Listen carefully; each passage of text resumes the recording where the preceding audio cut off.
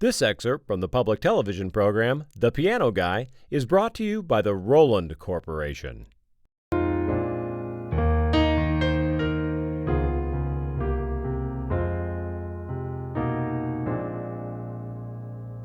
Okay, let's work through the tune When I Fall in Love now.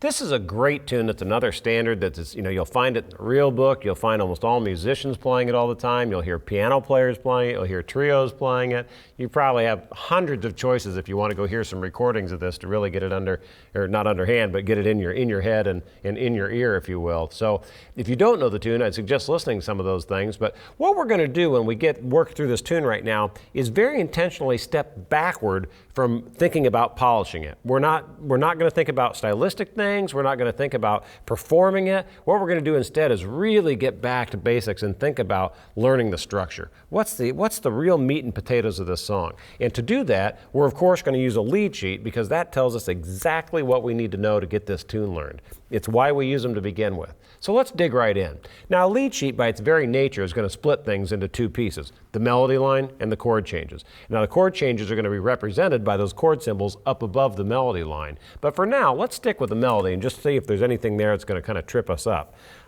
It's not very hard. I sound like a broken record. I say that quite often, but the melody line in this tune is not real challenging.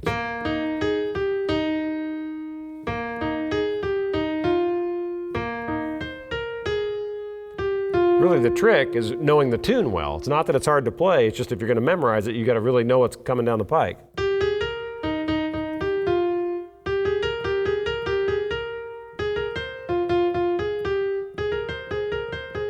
Having said that, sometimes I think a real advantage that singers have is if you learn the words to a tune, it really makes it easier to memorize the melody line. So that's something, if you have some struggles with that, and you're just a piano player, listen to me, just a piano player. If you are a piano player, if you never learn the lyrics to a tune, you may want to think about that. Find the lead sheet or find the lyrics. Go on the internet and find the lyrics somewhere. And boy, that really helps me sometimes when I'm struggling remembering a melody line because you can read the lyrics off and kind of memorize it a lot easier. It's like hearing a tune on the radio you haven't heard for 10 years and all of a sudden you start singing along with it and you can sing the whole darn thing from beginning to end. And you think, well, I can't believe that. How did I ever memorize that? And it's been 10 or 15 years since I heard it. Now, that same thing works this way, so that may be a little tip you can use. Now, let's jump to the other side of the coin and talk about the chords for a minute. In this one, we're going to start out just some pretty standard chords that you come across quite a bit. There's not a lot of really crazy jazzy chords in this one. What I will mention, though, before we dig in, is the fact that you need to have some knowledge of chords or have some of these underhand. If you don't, if you've never done this before and you're maybe seeing me for the very first time right now, don't panic. Everything's fine.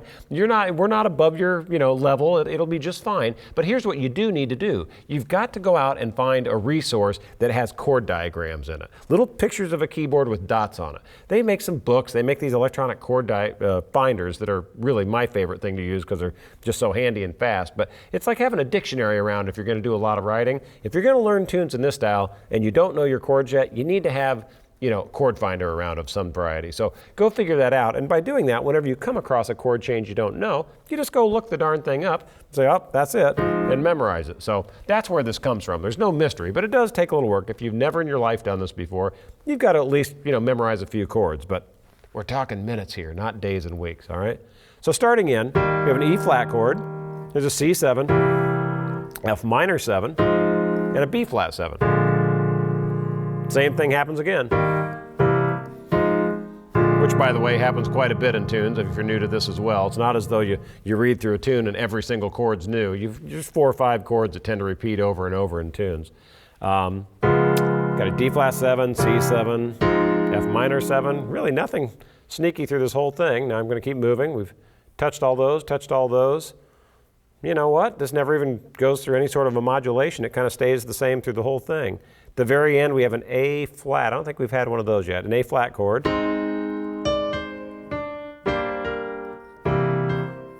Yeah. Then do when I fall in love with you. All right. So there you have it. Not too tough of chords. Now, let's take it up a notch and see if we can't figure out a way to maybe help you if you struggle when you put your hands together.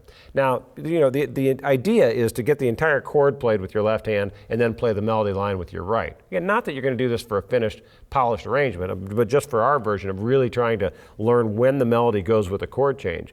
But if that's a struggle for you, let's take one step backward and maybe you can get by just playing the chords with a root.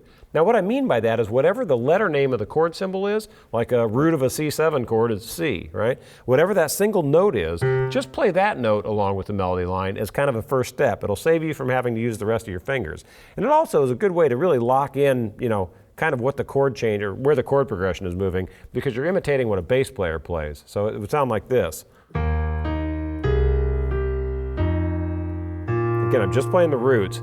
E flat, C, F, B flat. This is in my left hand down here. All right, E flat, D flat, C, F, and on and on. That's an okay way to do it. In fact, sometimes, quite frankly, when I really play in public, sometimes I'll very intentionally do that the first time through a chorus to just, it gives you something to build from. It's a real simple, open sounding thing, and then you can start building a little bit, but that's kind of getting ahead of myself. Let's now take this thing up one step and then move to playing full chords with your left hand. So that would sound like this.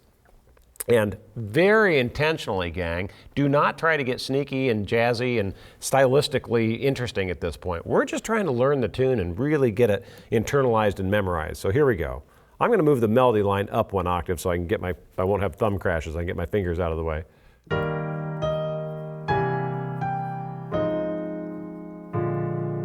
You know, very straightforward. Root position on purpose. Just playing a chord every time the chord symbol changes.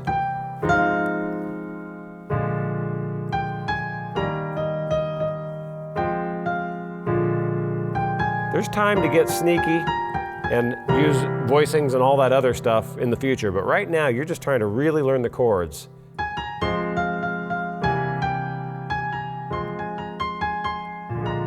And on and on and on and play on through the tune. So that's the way I would dig through a tune like this.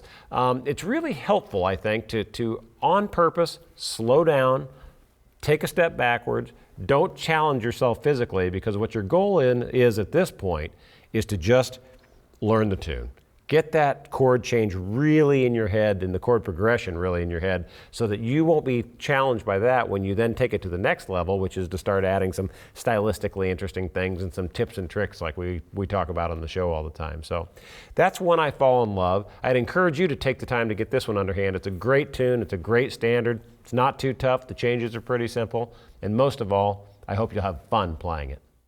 This excerpt from the public television program, The Piano Guy, has been brought to you by the Roland Corporation, international manufacturer of the finest keyboards, organs, and digital pianos. To find out more, log on to RolandUS.com.